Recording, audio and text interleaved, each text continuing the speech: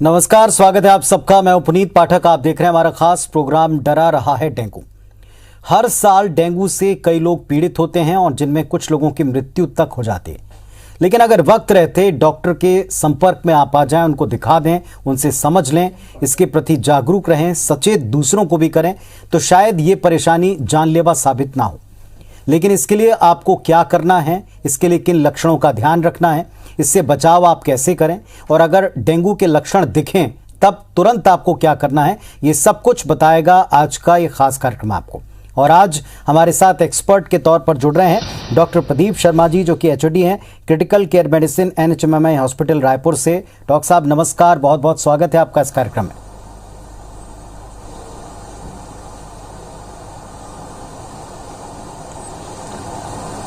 जी नमस्कार डॉक्टर साहब, सबसे पहले तो डेंगू का ये जो लक्षणों का, कई बार हम उनको जागरूक करते हैं लोगों को कि ये लक्षण दिखें तो आप फौरन समझ जाएं, लेकिन हमको सतर्कता कहाँ से रखनी है, कैसे शुरुआत करनी ताकि डेंगू हो ही ना?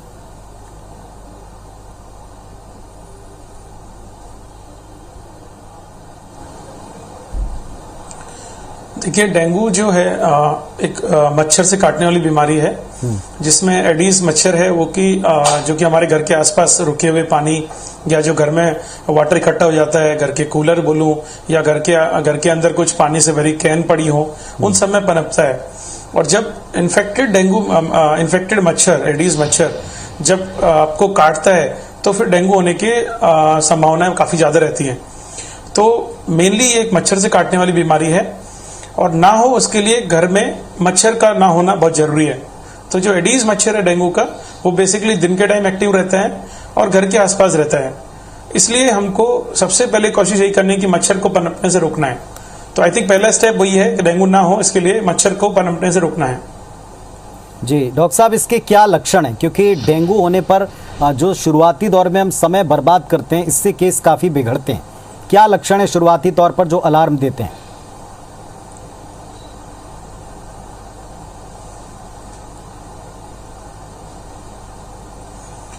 डेंगू का सबसे जैसा इसका नाम है डेंगू फीवर, तो मोस्ट कॉमन सिम्टम्स जो है इसका बुखार है।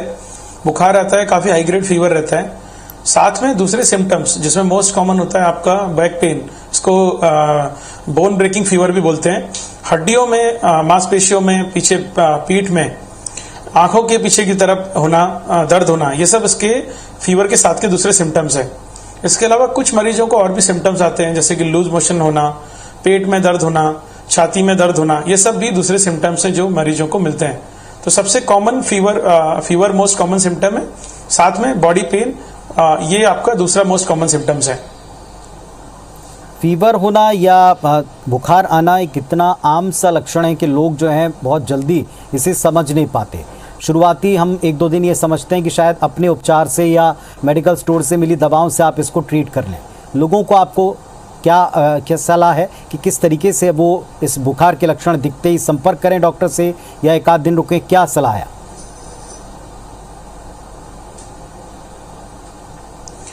देखिए, डेंगू फीवर में मच्छर के काटने के यूजुअली 4 से 7 दिन के अंदर सिम्टम्स आते हैं और यही 4 सिम्टम आने के बाद 4 से 7 दिन के अंदर शुरुआत में मरीज के गंभीर लक्षण होने के चांसेस रहते हैं।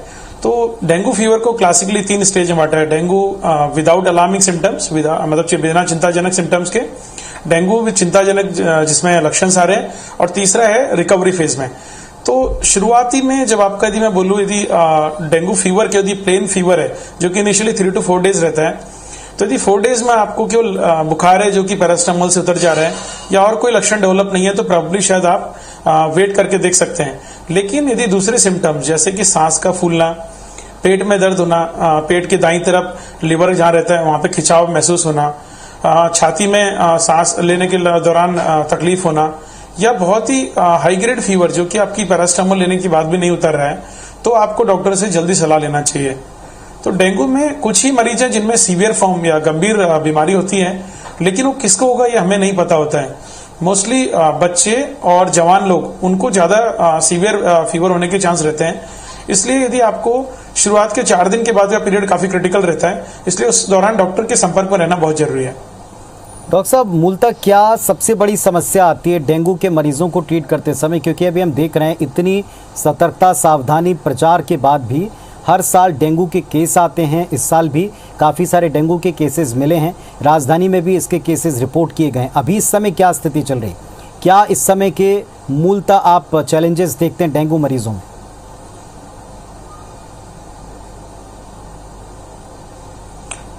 कि डेंगू फीवर में मोस्टली अगस्त, सितंबर और इनिशियल अक्टूबर, हमने पिछले 2 साल पहले भी देखा, यही सीजन में या बाकी जगह से बारिश होने के बाद, यूजुअली बारिश के जस्ट अगले महीने से स्टार्ट होता है, तो अगस्त, सितंबर और अक्टूबर यूजुअली पीक सीजन रहता है डेंगू फीवर के लिए। तो अभी सबसे बड़ा चैलेंज ये रहेगा हमको कि यदि हम लोग अभी फेस कर रहे हैं, आपको कोविड से जस्ट खत्म होके हम लोग नॉर्मल फेज में आए थे, अब डेंगू फीवर आ गया है, और यदि मरीजों का बहुत ज्यादा नंबर आएगा तो वापस से हेल्थ केयर एग्जॉस्ट होगा और मरीजों को दिक्कत आएगी, एडमिशन बेड्स की दिक्कत आ सकती है, जो कि अभी इस वक्त ऐसा सिनेरियो नहीं है। लेकिन यदि मैं बोलूं कि कोविड की थर्ड वेव भी यदि इन केस आती है, जो कि ना आए तो अच्छा है, लेकिन यदि वो लोग डेंगू के साथ वो यदि ओवरलैप किया तो बहुत ही चैलेंजिंग सिचुएशन हो जाएगी। तो मुझे लगता है सबसे इंपॉर्टेंट है अभी बीमारी को आगे बढ़ने से रोकना। पब्लिक प्लेसेस में, घर में मच्छर का ब्रीडिंग को रोकने के लिए जो भी एफर्ट्स कर सकते हैं, इंसेक्टिसाइड्स का स्प्रे, मच्छरों को रोकने के लिए आपका कुछ और मेजर्स भी रहते हैं, वो सब मेजर्स को जल्दी अपना के इसको, डिजीज को, नंबर्स को आगे बढ़ने से रोकना ही इंपॉर्टेंट है। यदि मैं मरीजों के इलाज में चैलेंज की बात करूं तो कुछ परसेंटेज जो मरीज हैं जो कि सीवियर डेंगू फीवर, जो कि डेंगू शॉक सिंड्रोम बोलते हैं, उसमें जाते हैं और उसके बाद उनको अंग ऑर्गन्स में डेवलपमेंट चालू होते हैं, जैसे कि किडनी खराब होना, लिवर खराब होना, हृदय पे चेंज आना, ब्रेन में चेंज आना। तो ये सब जो है आपको टाइमली हॉस्पिटल में टाइमली प्रेजेंटेशन हॉस्पिटल में जरूरी है, ताकि गंभीर बीमारी को आगे बढ़ने से या गंभीर बीमारी को डेवलप होने से रोका जा सके। डॉक्टर साहब, जैसे आपने बताया कि बुखार शुरुआती सिम्टम है और 3-4 दिन तक आपको देखना चाहिए कि अगर आपका बुखार नॉर्मल पैरासीटामोल से नहीं उतरता तो आप डॉक्टर को कम से कम ज़रूर एक बार दिखा लें, ताकि पता चले डेंगू है कि नहीं।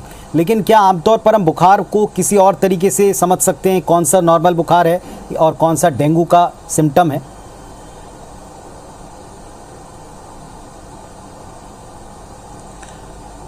ये बहुत मुश्किल है, बिकॉज डेंगू में जो फीवर है वो बाकी वायरल फीवर की तरह है, ये भी एक वायरल फीवर है और वायरल फीवर से सिम्टम्स मैच करते हैं, दूसरी बीमारियों से मिक्स होते हैं। तो मैं ये बोलूंगा कि अगले इस सीजन में सितंबर, अक्टूबर अभी, और यदि इसमें फीवर के साथ आप प्रेजेंट कर रहे हैं तो मेरा ये सजेशन रहेगा कि आप एक डॉक्टर के संपर्क में जरूर रहें, कहीं भी रहें लेकिन एक डॉक्टर के संपर्क में जरूर रहें, क्योंकि डेंगू फीवर जो है बाकी वायरल फीवर की तरह आपको अलग से कोई स्पेशल सिम्टम्स देगा बहुत मुश्किल है। बट फीवर के साथ बैक पेन का होना और आंखों के पीछे दर्द होना, ये सब थोड़े स्पेसिफिक सिम्टम्स हैं, बट दूसरे वायरल फीवर्स के भी सिम्टम है। तो आई थिंक बेटर कि आप कोई भी फीवर इस सीजन में है तो आप एक बार डॉक्टर के संपर्क में जरूर जाएं। आई थिंक वही आपको सही डायरेक्शन में आपको गाइड करेंगे।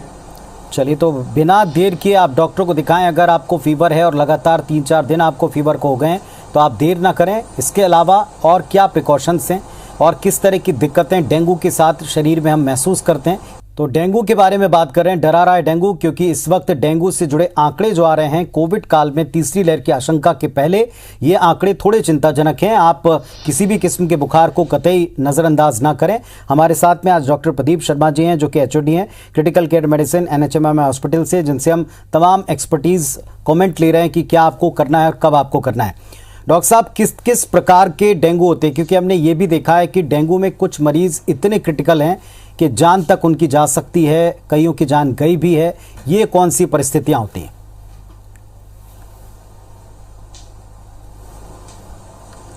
जी, डेंगू को जैसा मैंने अभी बताया आपको, डेंगू की 3 कैटेगरीज क्लासिकली डिफाइंड थी।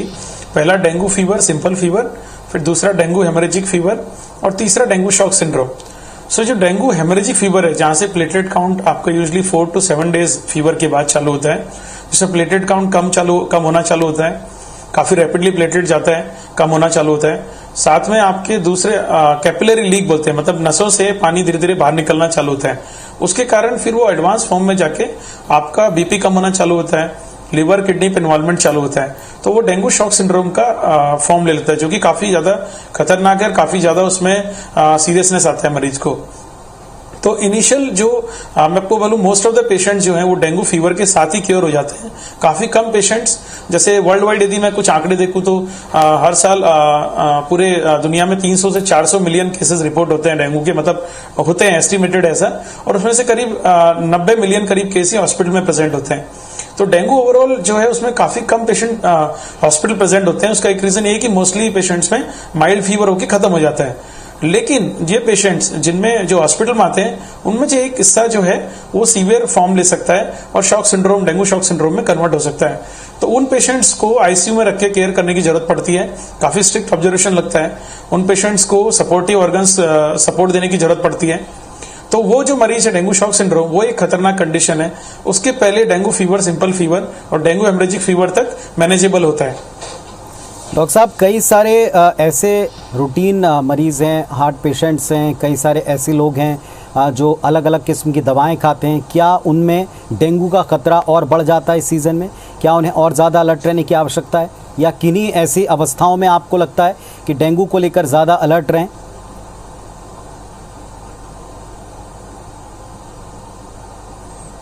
देखिए, ये जो डेंगू बीमारी, जैसा मैंने अभी आपको बताया, एडीज मच्छर जो होता है वो दिन के टाइम एक्टिव होता है। तो यदि मैं दिन के टाइम एक्टिव लोगों की बात करूं तो एडल्ट्स, जो हमारे जवान लोग जो काम पे करते हैं, और बच्चे जो कि आउटडोर खेलते हैं, ये ज्यादा रिस्क पे हैं। तो हमने भी जो पेशेंट्स देखे हैं हॉस्पिटल्स में या वर्ल्ड वाइड जो एक्सपीरियंस है, ओल्ड एज पेशेंट्स जो है तो कम रिस्क पे रहते हैं, बिकॉज या तो घर के अंदर रहते हैं दिन के टाइम, या उनका मच्छर से एक्सपोजर कम रहता है। तो ओल्ड एज पेशेंट्स में, इसके अलावा ओल्ड एज पेशेंट में गंभीर बीमारी भी कम देखी गई है। बच्चों में और जवान एडल्ट्स में ये बहुत सीवियर फॉर्म लेता है। ओल्ड एज थोड़ा प्रोटेक्टेड रहता है सीरियस बीमारी से लेके। तो क्या ओल्ड एज एक रिस्क फैक्टर है, ये मैं नहीं बोलूंगा, बट कई पेशेंट जो हार्ट की दवाई लेते हैं, जैसे एस्प्रिन लेते हैं, उन पेशेंट्स में यदि डेंगू फीवर होता है तो ब्लीडिंग के चांस हाई हो सकते हैं। तो मैं इसमें ये बोलना चाहूंगा कि यदि फीवर भी है उन पेशेंट्स को, किसी भी पेशेंट को, चाहे वो ऑलरेडी एस्प्रिन ले रहे हैं या नहीं ले रहे हैं, उन लोगों को भी फीवर के लिए पहला यूज यदि लेना है तो पैरास्टामोल लेना है, एस्प्रिन वगैरह को अवॉइड करना है, क्योंकि एस्प्रिन आपका प्लेटलेट के जो फंक्शन है उसको कम करती है। जो पेशेंट हार्ट डिजीज के लिए एस्प्रिन वगैरह ले रहे हैं, यदि उनको डेंगू होता है तो उनको अपने हार्ट डिजीज विशेषज्ञ से मिलके उन दवाओं के बारे में डिस्कशन की जरूरत है, और उन लोगों को जल्दी इस बारे में डिस्कस करना होगा, क्योंकि हार्ट डिजीज की दवाएं जो एस्प्रिन चल रही है उसको बंद करने के अपने साइड इफेक्ट हो सकते हैं, तो वो डॉक्टर के सुपरविजन में ही लें।